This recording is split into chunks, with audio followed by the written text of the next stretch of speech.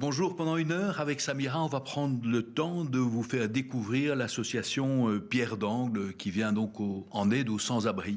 Alors c'est un peu de saison, hein. La semaine dernière, il faisait super froid, alors tout le monde pense aux sans-abri quand il fait froid, et donc il y a quelque chose d'assez naturel de penser à faire une émission sur ce sujet en cette saison.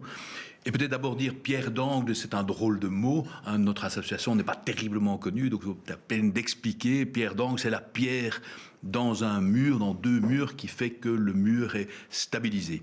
Et donc les fondateurs, j'imagine, ont voulu dire que c'était l'élément essentiel pour assurer un soutien à la société. C'était peut-être un peu prétentieux, mais c'était l'idée des fondateurs de cette ASBL.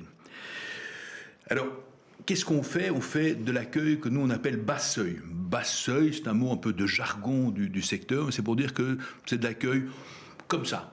Tout ce qui vient, pas de conditions, on accueille les gens qui sont en difficulté. C'est aussi un accueil humanitaire. Qui dit humanitaire, ça fait un peu penser à Médecins sans frontières ou à la Croix-Rouge. Ça veut dire que c'est l'accueil pour des gens qui sont dans une extrême précarité, comme en guerre ou comme quand il y a des inondations. Eh bien, c'est ça l'aide humanitaire. En gros, pour nous, très concrètement, c'est dire qu'on essaie d'éviter que les gens passent la nuit à la gare du Midi, puisqu'on est tout près de la gare du Midi, et qu'ils puissent venir se poser chez nous. Une autre caractéristique peut-être de notre boîte, c'est que souvent les ASBL ont une figure comme ça que tout le monde connaît, qui les a fondées, mais nous pas du tout. Il n'y a personne. On a eu beau chercher, cette boîte a 30 ans et il n'y a pas un nom qu'on retient, c'est plutôt des braves citoyens qui à un moment se sont dit il faut faire quelque chose, et ça a continué, ça a été constitué, et on a obtenu des financements, et on peut tourner comme ça. Mais bon, voilà, je me suis tout de suite lancé, mais peut-être qu'on devrait d'abord se présenter. Samira, dis-nous un peu qui tu es, comment tu es venu à travailler ici. Bonjour BX1, merci de nous avoir accueillis et de nous donner un peu de visibilité. En tout cas, moi, je m'appelle Samira, je suis dans le secteur social depuis 2018. Avant ça, je travaillais en boîte de nuit. Et de boîte de nuit, j'ai arrêté et je me suis engagé dans le social en 2018, au SAMU social. C'est là où j'ai fait mes armes, auprès d'un public sans abri et essentiellement féminin. Et du coup, en 2021, mon contrat s'est un peu arrêté parce qu'on travaille qu'avec des contrats précaires.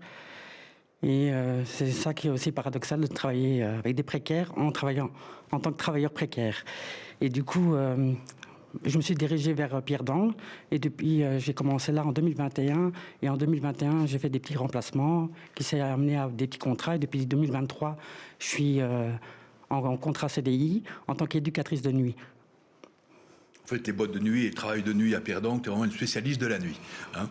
Moi, j'ai 62 ans, je suis kiné de formation et prothésiste. J'ai fait le début de ma carrière dans l'humanitaire avec handicap international dans des pays en guerre, au Cambodge et en Afghanistan. Puis j'ai travaillé un peu à la Croix-Rouge aussi.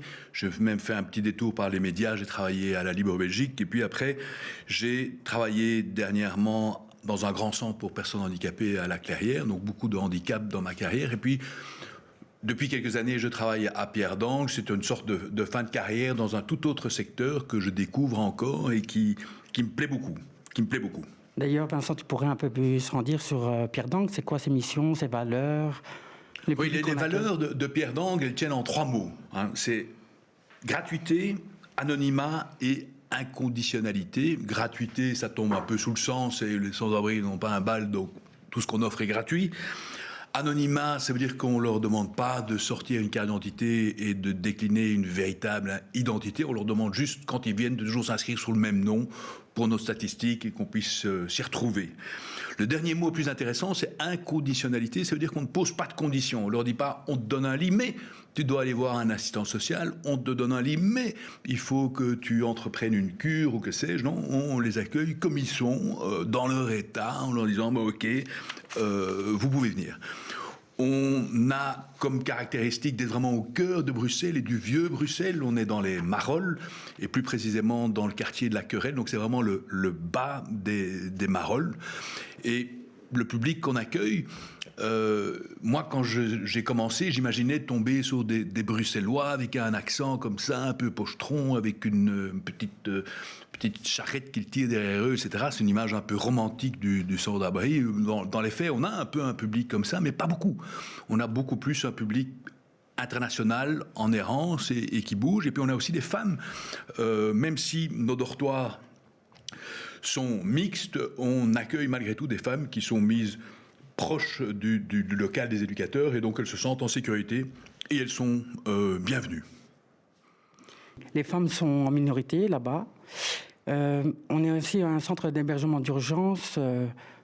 Et ce qui est paradoxal, c'est qu'on travaille avec un public qui est aussi chronique, parce qu'une semaine sur deux, on recroise souvent les mêmes, et du coup, on est un peu triste de revoir les mêmes, quoi. Oui. Par moment. Cette notion, c'est vrai que c'est important, cette notion d'une semaine sur deux, les jalons sont posés, mais dans ce fonctionnement, bien, on y revient tout à l'heure. Et maintenant, on va parler de ce que Pierre d'Ancre met en place sur le terrain, parler des réalités vécues par les personnes sans abri. Vincent, tu reviens sur les missions principales de Pierre d'Ancre, s'il te plaît ? Oui, les missions, le cœur du métier, c'est l'accueil de nuit. L'accueil de nuit, c'est très simple. Pierre d'Ancre, on a 2 dortoirs de 24 lits, donc on a 48 places disponibles. Pour obtenir un lit chez nous, une solution, il faut téléphoner le lundi à 10h du matin. C'est le premier qui a la ligne obtient un lit, et quand les 48 lits sont attribués, c'est terminé.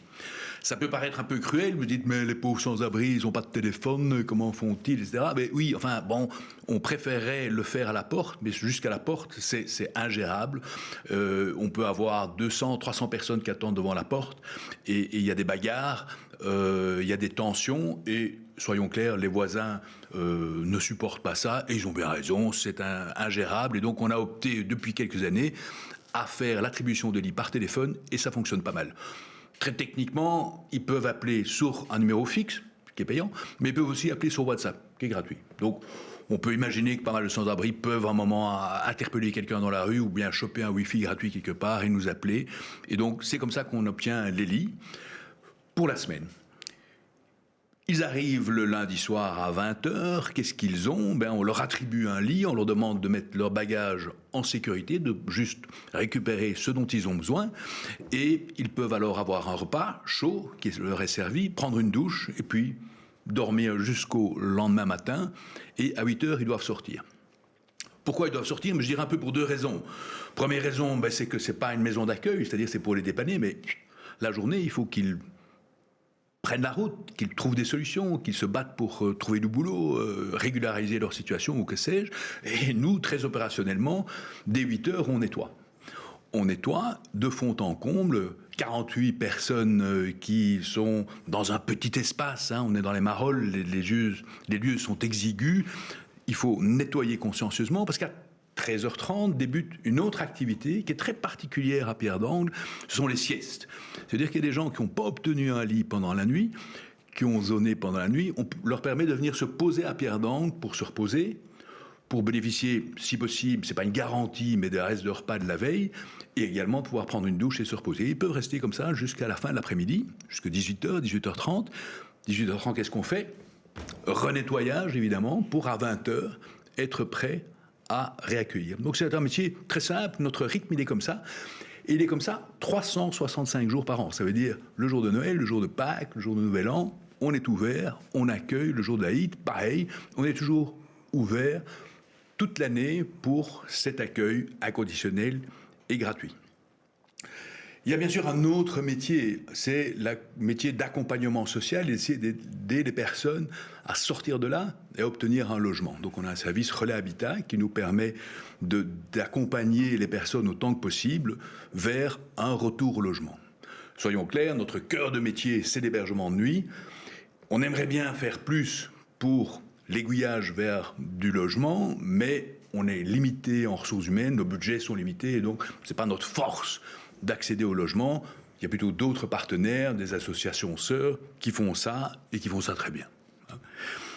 Je voulais mentionner un petit projet tout récent, c'est qu'une de nos collaboratrices, Amélie, vient de lancer cette semaine, la semaine dernière, un projet de dire, mais les nouveaux, les personnes qui viennent de rentrer dans une situation de sans-abrisme, eh bien, elle leur propose, une fois par semaine, d'aller avec elle physiquement faire un tour des différents services à Bruxelles pour leur permettre de découvrir, je dirais, découvrir l'offre de services pour les personnes sans abri. Donc on a un cœur de métier et puis on a tout le temps des petites activités, on a d'autres activités comme des tables de parole. Donc au moment où on invite des usagers à se réunir et à partager sur leur vécu, qu'est-ce qu'ils font, où ils en sont, quels sont leurs problèmes, quelles sont les solutions, qu'est-ce qu'ils ont comme truc, et d'échanger et de partager, parce que finalement Le monde de la rue, c'est un monde de grande solitude. Ces gens sont un peu paumés, perdus, et donc le fait de les mettre ensemble pour échanger est une richesse et une possibilité pour eux.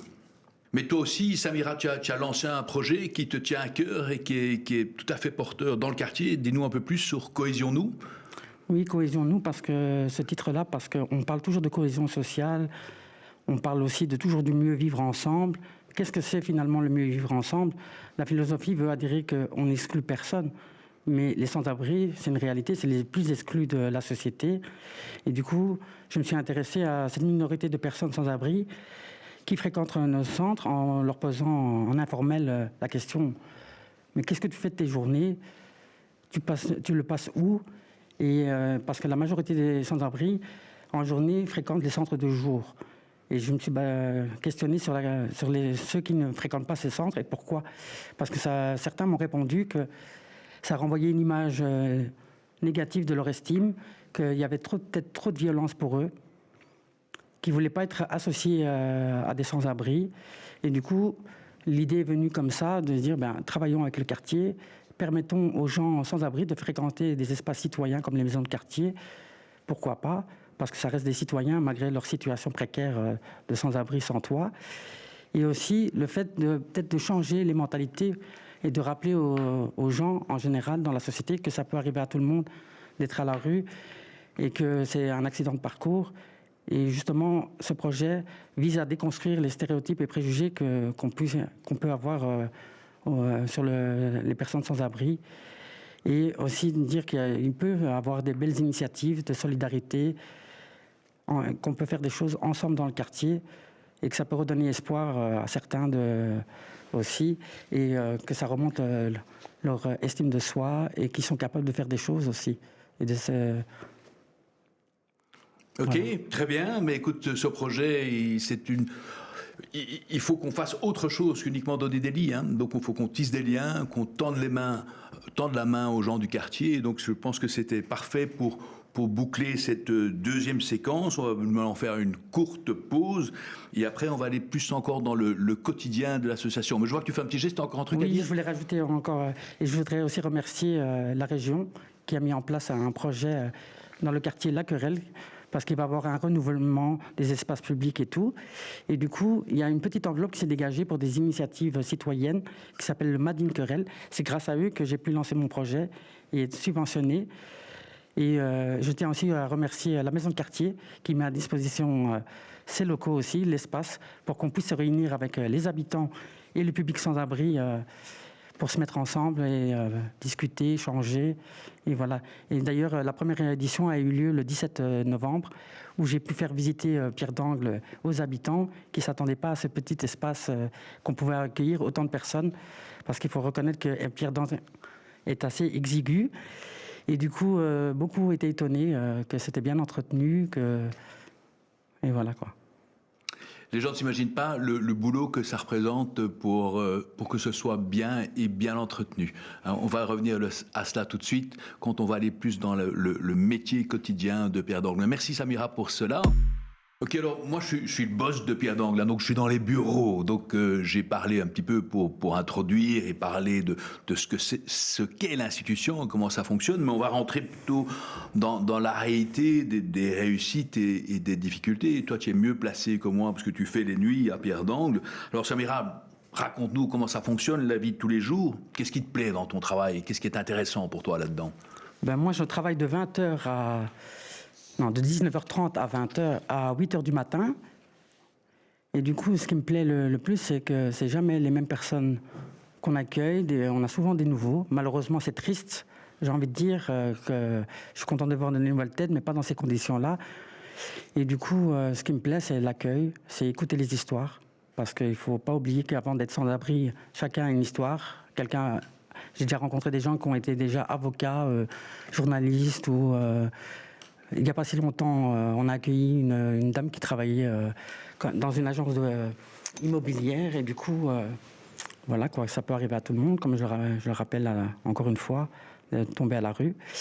Et du coup, ce qui me plaît le plus, c'est le changement, les écoutes, c'est aussi la réorientation, de pouvoir rendre service aux personnes et de dire, écoute, tu sais où aller la semaine après où tu nous quittes, ben moi je redirige ces personnes-là. Ah, tu as besoin de soins, ben, il n'y a pas si longtemps, ça va encore envoyer les gens à Athéna, malheureusement, suite à la coupure budgétaire de la région et manque de moyens, ben, il y a un centre qui n'y a pas si longtemps qui a fermé, c'est Athéna, qui prodiguait des soins pour ceux qui n'avaient pas les moyens et qui étaient sans abri, sans papier, ou même les Belges qui n'avaient pas trop les moyens. Et sinon, ce qui me plaît aussi, c'est la reconnaissance, il faut le dire, d'avoir un retour par nos hébergés, le sourire, le merci, le respect qu'il peut avoir entre nous, quoi. Voilà. Ok, effectivement, tu parles de difficultés comme les soins, de pouvoir aiguiller les gens, mais il y a un truc dont tu ne parles pas, moi, qui me semble fondamental, c'est quand même la violence. Hein. C'est un monde qui est violent et moi, comme boss, je flippe parfois en me disant j'espère que mes travailleurs ne vont pas être victimes d'une attaque ou d'être malmenés. Enfin, je pense qu'on ne peut pas parler de ce sujet sans parler de la violence. Et tu dois un peu t'exprimer là-dessus, me semble-t-il. Oui, moi, pour me rappeler, quand j'ai commencé à Pierre d'Angle, je trouvais ça violent dans le sens où j'étais habitué à travailler avec des femmes. Et là, du jour au lendemain, je me suis retrouvé avec un public essentiellement masculin, majoritairement maghrébin. Toi, en tant que femme d'origine maghrébine, de se faire respecter auprès de ce public, ça n'a pas été facile, mais avec le temps, c'est fait. Et d'ailleurs, ça m'est déjà arrivé que grâce aux bénéficiaires, qu'on a pu avoir des coups de main pour désamorcer des tensions. Une fois, on a déjà vécu une bagarre où c'est un usager qui a dû empoigner un autre avec l'aide de mon collègue. Et pendant que moi, je gérais une autre situation, c'est vrai que ça fait partie de la réalité, mais heureusement que ce n'est pas le quotidien et qu'on a mis en place des choses pour justement éviter qu'on a trop de tensions. Et voilà quoi. Une de nos forces en la matière, c'est quand même qu'on a une petite structure. Hein, donc je ne vais pas dire que c'est familial, 48 personnes, mais c'est petit et donc les gens ne sont pas vraiment des numéros et donc ça aide à faire une ambiance correcte et où on peut limiter en tout cas les problèmes de violence. Mais ils sont là essentiellement parce qu'il y a des problèmes de santé mentale et d'addiction. Hein, ce sont quand même deux phénomènes qui vont pas avec tous les sans-abri, mais beaucoup de sans-abri sont marqués par ces deux éléments. Et Samira, je ne vais pas insister, mais tu t'es fait un jour poursuivre jusque dans ta vie privée à Bruxelles. Hein, donc on est entre guillemets jamais tranquille, si je puis dire. C'est vrai, c'est vrai. Je me suis déjà fait poursuivre une fois à l'occasion. J'étais en sortie avec des amis. Et il y a une dame qui est bien connue dans Bruxelles et je l'ai déjà vue ailleurs sur les réseaux sociaux où elle a déjà embêté pas mal de gens dans toute la Belgique, où elle s'est déjà fait remarquer. Et du coup, elle est venue m'interpeller, m'insulter devant le centre et j'ai dû garder mon self-control. J'ai réussi à la faire partir. Mais heureusement qu'elle ne m'a pas agressé parce que je ne sais pas comment j'aurais réagi. Est-ce que je l'aurais frappé en retour pour me défendre? Non, pas frappé, Samira. Non, ça, je sais. Mais heureusement que je suis quelqu'un qui a un sang-froid. Et voilà, quoi. Mais par contre, j'ai eu un collègue, lui, vraiment, il a dû porter plainte. Parce que lui, il s'est fait agresser physiquement par un usager qui avait été sanctionné, quoi. Ok, on ne va pas trop s'étendre là-dessus, mais je voulais quand même qu'on en parle. On ne peut pas parler de sans-abrisme sans parler de violence, et c'est des choses qui nous occupent, hein, et qui m'occupent moi. Sinon, dans mon boulot, hein, je te relaye un petit peu. Moi ce dont je m'occupe, mais c'est des choses qui sont très classiques d'organisation d'une équipe. Les horaires, la paye, les contacts avec les autorités qui nous subsidient, etc. Mais cela n'est rien de très spécifique au monde du sans-abri, donc j'en parle pas beaucoup. Je dirais que dans l'équipe de soutien, il faut aussi parler de ceux qu'on voit moins encore que vous, les éducs, c'est l'équipe de maintenance et l'équipe de nettoyage. C'est deux éléments essentiels, parce que dans un centre pour sans-abri, il y a toujours une porte à repeindre, un robinet qui coule, une douche qui est pétée, et on a un ouvrier de maintenance qui ne chôme pas, qui est continuellement sur le pont pour entretenir, maintenir, réparer, avoir des idées pour que les choses tournent mieux et tiennent sur la durée. C'est quotidien, c'est vraiment quotidien. Par ailleurs, il y a une équipe de nettoyage, et j'ai dit tout à l'heure dans la séquence qu'on ferme spécialement pour nettoyer. On nettoie de fond en comble tout le temps, parce que ça fait partie de notre fierté, je dirais, d'accueillir les gens dans un endroit qui est net et qui est correct et dans lequel il n'y a pas de punaise de lit. Punaise de lit, c'est un mot terrible quand on parle d'accueil en collectivité. Donc on flippe, honnêtement, d'être infesté de punaises de lit. Et donc on a des procédures extrêmement strictes qui nous permettent, et je croise les doigts, tant qu'à présent, de ne pas avoir eu d'épidémie et d'infestation majeure. Et donc on tient la route. Mais c'est grâce aux travailleurs qui maintiennent des règles et aux travailleurs qui font le nettoyage régulier et permanent. Donc cela, chapeau. Voilà, peut-être par la suite, on va aller vers peut-être un peu des anecdotes sur notre vie à Pierre d'Angle. Samira, on va reprendre avec peut-être des anecdotes, parce que la vie au boulot, c'est aussi des anecdotes, des choses qui nous touchent dans notre vie de tous les jours, qui nous font sourire ou nous inquiéter ou flipper parfois, mais je sais que tu en as préparé quelques-unes, il serait peut-être pas mal d'y aller avec une première anecdote. C'était au tout début, quand j'ai commencé ma carrière dans le social, avec ma collègue Christina de l'époque. On avait ce petit rituel d'aller prendre un petit déjeuner après chez Exki quand on avait fini. Et en allant, on avait commandé et tout. Et puis à un moment donné, en prenant le plateau, on s'est dit, purée, on va s'asseoir. Et en avançant, on reconnaissait tous les usagères de la veille. Et on se disait, non, on ne va pas aller là. Et puis on voulait changer de place. Et du coup, on disait, non, on ne va pas aller là. Puis finalement, on a quand même réussi à trouver une petite place. Les 3/4 des clients, c'était des usagers du SAMU à l'époque. Et du coup, avec ma collègue, on a commencé à rigoler. Et je me suis dit, purée, c'est fini. L'époque où on ne se posait même pas la question où on allait s'asseoir, parce qu'on ne connaissait personne. On ne savait pas distinguer un sans-abri d'un autre. Que là, maintenant, du fait qu'on travaille dans le secteur, du coup, on évite de se faire remarquer. Et c'est vrai qu'il y en a certains... S'ils me saluent, je serai la première à saluer, mais c'est pas moi qui va aller vers eux, les saluer dans la rue, quoi. Je suis contente s'ils me reconnaissent, s'ils me saluent, le respect est là et tout. Mais voilà, quoi. Et sinon, une autre anecdote, c'est celle les usagers, là, Eric et Anne, il n'y a pas si longtemps, je les ai vus sur les réseaux sociaux, ils sont passés aux infos. Et du coup, elle a expliqué un peu sa situation, pourquoi elle était à la rue et tout. Et en regardant les réseaux sociaux, je me suis dit, bon, je vais lire un peu les commentaires et tout. Qu'est-ce que les gens pensent de ce petit reportage. Et du coup, je lisais, il y avait un élan comme ça de solidarité pour des personnes. Tu avais des critiques, tu avais de tout. Et finalement, grâce à ce reportage, il y a eu un élan de solidarité, qu'il y a beaucoup de personnes qui sont proposées pour les héberger. Et la semaine passée, justement, je demandais à un usager qui avait contact avec eux, ils sont où, Anne et Eric, parce qu'ils ne sont pas inscrits cette semaine chez nous. Ils m'ont dit non, ne t'inquiète pas, grâce au reportage, ils ont où loger pour l'instant. Et voilà, quoi, c'est cool que... Ça, c'est une belle anecdote, effectivement. Moi, celle que j'ai préparée est moins drôle, mais elle est quand même révélatrice du monde dans lequel on travaille. Un matin, je suis arrivé. J'ai l'habitude d'arriver tôt le matin, comme ça, je vois l'équipe de nuit. Sinon, on dirige une équipe de travailleurs sociaux qui font nécessairement de la nuit. Si on n'arrive pas tôt, on les voit jamais.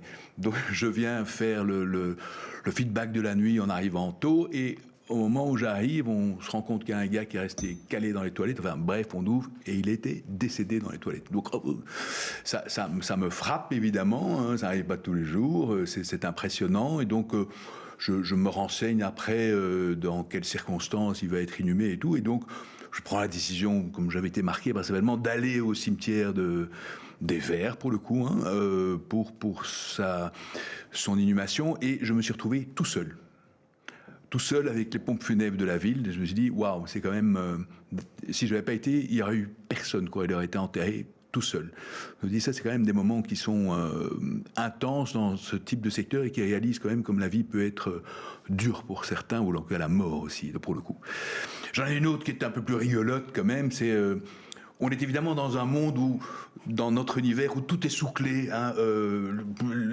On doit faire attention à tout, on ne laisse jamais une porte ouverte, les stocks sont sous-clés, etc. Parce que, fatalement, ces personnes n'ont rien, donc ont tendance à chaparder, à prendre. Et donc, un jour, il y avait eu quelqu'un de bien inspiré qui nous avait donné des petits machins qui se branchent sur les prises de courant et qui diffusent un peu une odeur agréable dans les dortoirs. Bon, l'idée était sympa, pourquoi pas.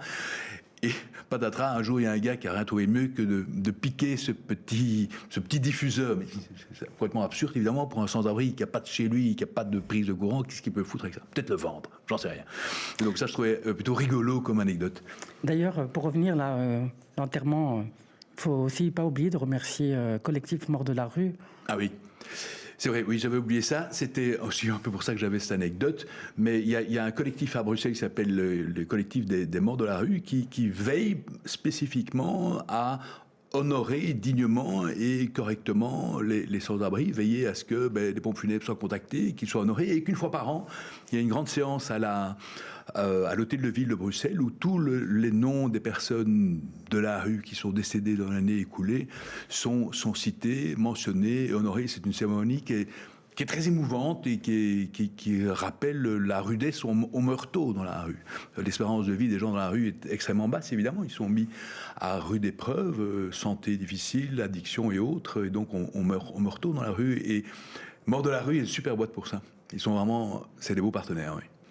Et on peut aussi remercier notre collègue Amélie qui s'implique activement dans ce projet. Ouais. Parce que... c'est des projets artistiques où on écrit les noms. Une année, elle avait fait des papillons, une fois des boules, si je me souviens bien. Et alors, il faut aussi rappeler qu'il y a un arbre qui se trouve près de la gare centrale, derrière l'église. C'est la rue de la Puterie, si je ne me trompe pas, que là se trouve un arbre pour rendre hommage aux personnes sans-abri avec une petite plaque. Ok. C'est vrai, je l'avais un peu oublié, cet arbre-là, mais il faut le mentionner. Quand vous passez par là, il faut aller avoir une pensée pour les sans-abri là-bas. Ok. Moi, j'avais un autre truc que je voulais mentionner, c'est que, comme toutes les équipes, évidemment, on se réunit. C'est important, particulièrement avec les équipes de nuit, c'est que sinon ces gens ne se voient jamais, puisqu'il y a des rotations d'horaires. Et donc, le jeudi matin, on a notre réunion, et ces réunions traînent parfois en longueur parce que je permets à ce que tous les travailleurs puissent s'exprimer sur le vécu et autres, tout ce qu'ils ont eu comme moments difficiles, compliqués, désagréables, rigolos, etc. Et que tout ça puisse être déposé, comme on dit dans le secteur social, et qu'ils puissent s'exprimer. Et j'observe souvent que quand il s'agit de refixer les règles et le cadre, etc., les travailleurs sociaux sont des gentils. Ils n'ont jamais envie d'être durs et de dire celui-là, il faut le sanctionner, il ne peut plus venir, etc. Et c'est souvent moi qui dis mais non, ça ne va pas, je suis là pour vous protéger, vous allez vous mettre en danger, ce type il dérape, il est insupportable, il faut marquer le coup, il faut le sanctionner. Le travailleur dit oui mais non, il faut comprendre, etc. Et donc ça c'est un peu une caractéristique du monde social, c'est que fatalement si vous venez faire ce type de travail, c'est que vous avez une empathie, vous pouvez comprendre, vous allez vous tendez la main, etc. Et quand il s'agit d'être dur, ce qu'il faut être quelquefois, je pense, mais vous avez parfois du mal à le penser. Et pourtant, je suis sûr qu'on a raison de le faire, parce que les usagers nous en remercient. Les personnes qui viennent chez nous disent « Ah, on aime bien venir chez vous parce que c'est pas le bordel, quoi.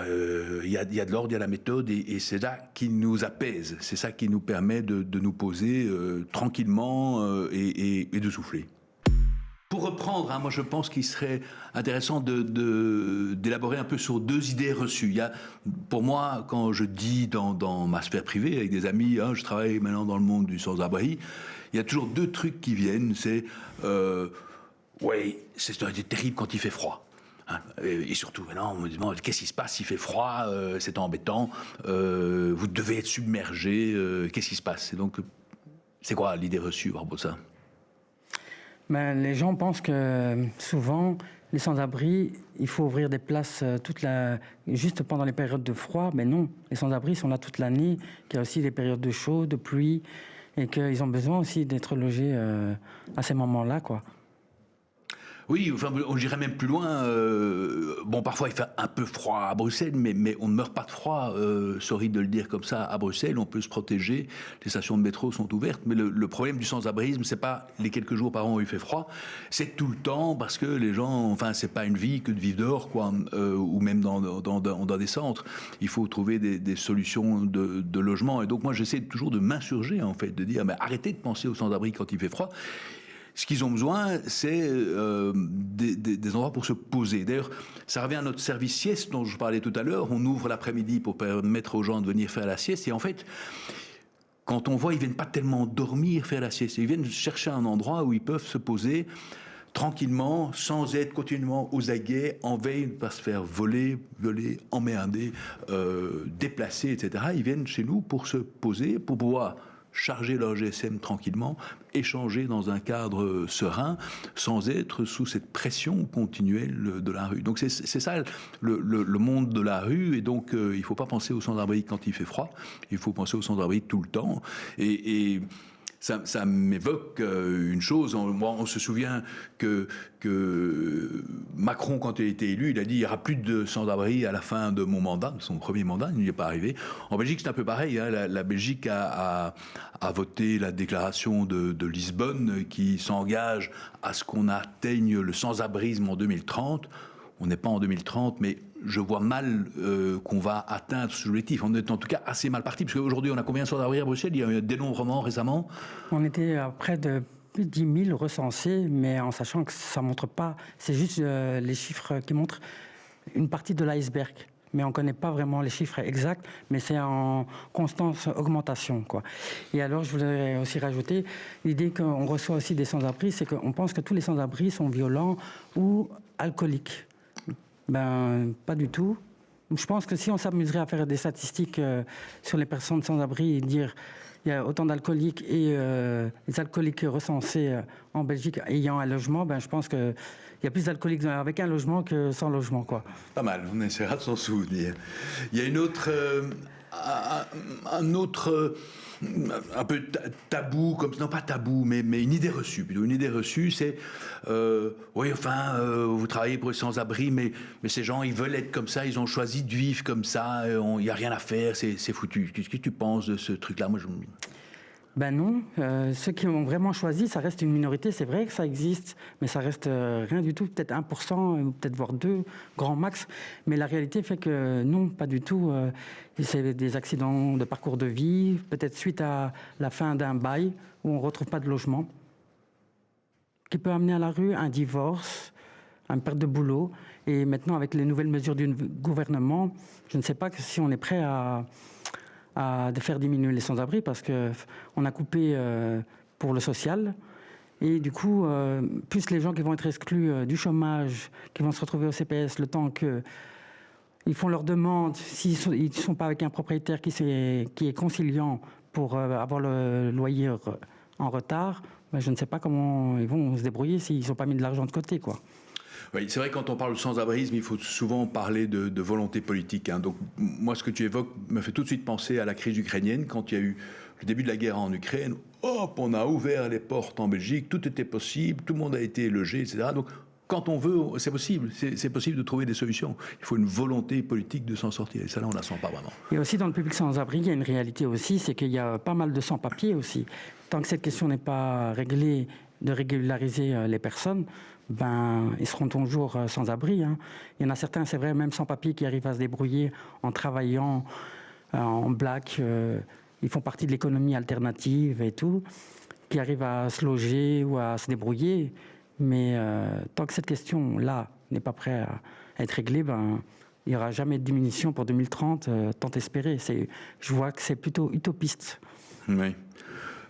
J'ai trouvé ici dans mes papiers une citation qui dit on est à l'extrémité d'une longue chaîne de rendez-vous manqués entre la société et les personnes qui ont eu un parcours cabossé et parfois depuis l'enfance, quoi. C'est un de nos enjeux. Hein. Et puis on pourrait dire aussi que quand on arrive à trouver un logement, est-ce que tout est réglé? Pas toujours, hein. Ça dépend. Ça peut être réglé pour certains qui ne sont pas trop cabossés, comme tu dis. Sinon, il y en a certains qui, du fait qu'ils ont vécu trop longtemps à la rue, ont besoin d'un accompagnement et d'un suivi de après, comment s'est passée l'installation, et peut-être pour des démarches administratives et tout, quoi. Oui, moi je serais un peu moins positif que toi, enfin je serais un peu plus circonstancié que toi. Ça veut dire que je pense que les personnes, surtout après une longue période dans la rue, c'est extrêmement difficile parce qu'ils ont perdu les réseaux sociaux, les contacts sociaux, ils ont perdu l'habitude de se prendre en charge, de maintenir un appartement en bonnes conditions. Dès qu'on a une adresse, bang, il y a tout de suite le parcours administratif qui refait surface. On est tracé, les dettes reviennent, etc. Donc c'est un parcours extrêmement compliqué. Et donc le passage en logement doit absolument être accompagné. Sans quoi c'est échec et retour à la rue est compliqué. Hein. Compliqué, me semble-t-il. C'est bientôt la fin de l'émission, mais d'ailleurs, avant de conclure, c'est quoi les perspectives, Vincent, pour Pierre d'Angle en 2026 ou le futur lointain? Alors, à court, moyen terme, Pierre d'Angle a un grand projet. On l'a appelé un peu dans le genre de Pierre d'Angle, on l'a appelé arc-boutant, mais peu importe, c'est un peu un jargon à nous. Mais on a acquis le bâtiment qui est à côté d'une autre et on a obtenu un budget important de la région. Tout à l'heure, j'étais un peu critique par rapport aux politiques, mais je dois aussi dire que les politiques nous soutiennent. Ils ont financé à hauteur d'1,2 million pour réhabiliter complètement le bâtiment à côté de chez nous, pour passer d'une capacité d'accueil de 48 à 72 lits. C'est pas énorme, mais ce qui est très important, c'est que dans cette augmentation de capacité, on va avoir 3 chambres dédiées spécifiquement et exclusivement aux femmes. Et ça, ce sera particulièrement intéressant à Bruxelles, parce que les places sont rares quand elles sont dédiées spécifiquement aux femmes. Et aussi, et ça c'est mon petit passé dans le handicap, il y aura une chambre spécifique pour les personnes à mobilité réduite qui sera dédiée spécialement à ces personnes. Et il y en a. On peut cumuler et être sans-abri et porteur de handicap, ça existe, on en accueille souvent et on pourra les accueillir dignement. Donc ça c'est un grand projet évidemment. On a obtenu le permis d'urbanisme, on a sélectionné, dans les prochains jours, sélectionner l'entreprise et commencer au printemps, j'imagine, les travaux. Donc c'est un énorme projet et c'est à l'image des besoins. Évidemment, il y a plein de besoins et donc on va pouvoir mieux les couvrir avec ce beau projet. Sinon, les perspectives aussi, moi je voulais parler un peu des bénévoles. Dis peut-être un mot sur... on a beaucoup parlé des salariés, des gens dont c'est le taf de travailler, mais aussi des bénévoles qui viennent nous aider. Il faudrait peut-être dire un mot sur eux. Oui, on a une habituée, d'ailleurs, Claudine, qui est une très ancienne bénévole, qui est revenue il n'y a pas si longtemps donner un coup de main. Et sinon, on a quelques bénévoles ponctuels, mais ce serait cool à l'avenir d'avoir un peu plus de bénévoles, quoi, parce qu'on en manque malheureusement aussi, c'est une réalité. Mais sinon, on a aussi des initiatives qui sont portées par des personnes externes, comme les Pizzas du Cœur. Ça, c'est hyper cool dans le sens où c'est une bande de potes qui sont mis ensemble, qui font des soirées pour récolter des fonds. Ils ont investi dans des fours à pizza et qui viennent donner et cuire sur place des pizzas pour un peu changer de leur quotidienne nourriture. Parce que quand on va au resto, une pizza, ça coûte hyper cher, quoi.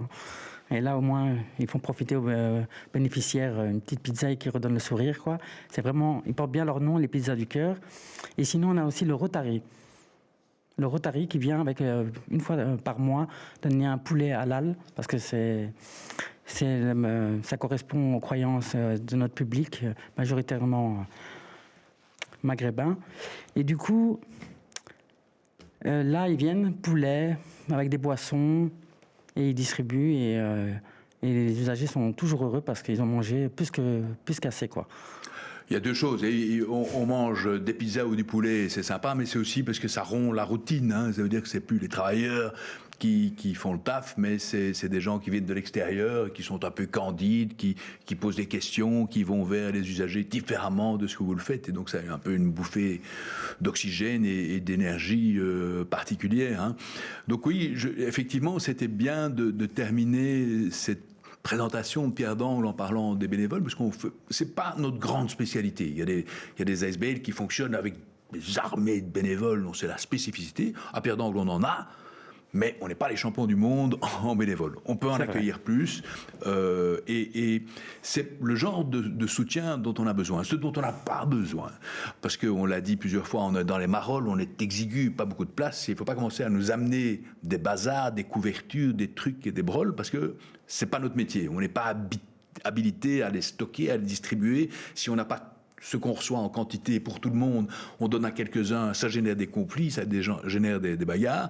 Nous, notre système, c'est d'accueillir, d'héberger, de nourrir, permettre aux gens de se doucher. Et s'ils ont besoin de vêtements, on les envoie chez des confrères qui font son boulot. S'ils ont besoin de services juridiques, on les envoie faire des confrères qui font ce boulot. Et donc, il ne faut pas nous inonder, si vous voulez nous aider, de matos et de biens et encore moins de nourriture. On ne sait pas les stocker, on n'est pas habilité à les distribuer, etc. Ce n'est pas notre métier. Par contre, des bénévoles, s'engager dans la durée, se faire connaître et venir nous soutenir le soir ou en journée, ça, c'est vraiment apprécié et pour en connaître un peu plus, on ne peut pas terminer sans parler de notre site internet. On a un beau site internet, allez le visiter. C'est des trucs qui n'ont pas été clairs dans ce qu'on a raconté. Tout est clairement expliqué sur notre site internet. Moi, je pense, Samira, ça nous a fait plaisir de pouvoir... On est enthousiaste, on reste enthousiaste. C'est un monde qui est attachant.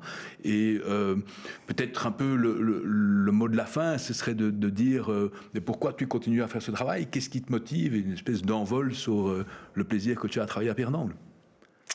Comme je l'ai dit précédemment, je suis une passionnée et je ne fais pas ce travail pour l'argent, parce que si je voulais m'enrichir, j'irais ailleurs. Là, tant que je brûle le feu intérieur et que je travaille avec mon cœur, je continuerai. Le jour où j'en ai marre, je changerai de secteur. Pour le moment, c'est pas prêt de s'arrêter. J'espère que ça va continuer comme ça. Et puis, mes projets de quartier qui me donnent envie de continuer aussi, avec l'investissement des habitants de quartier pour un mieux vivre ensemble et que les sans-abri puissent bénéficier des espaces en dehors du circuit des sans-abri qui peuvent paraître aussi ségrégants par moments pour eux aussi. Et sinon... Je tiens aussi à remercier aussi, on parlait de bénévolat, mais aussi les habitants du quartier La Querelle, parce qu'on a souvent ces femmes qui sont derrière les fourneaux, qui nous ramènent un bon couscous le vendredi au grand bonheur de nos usagers, ou sinon la halle est là. Magnifique. Un bon mot de la fin. Merci Samira.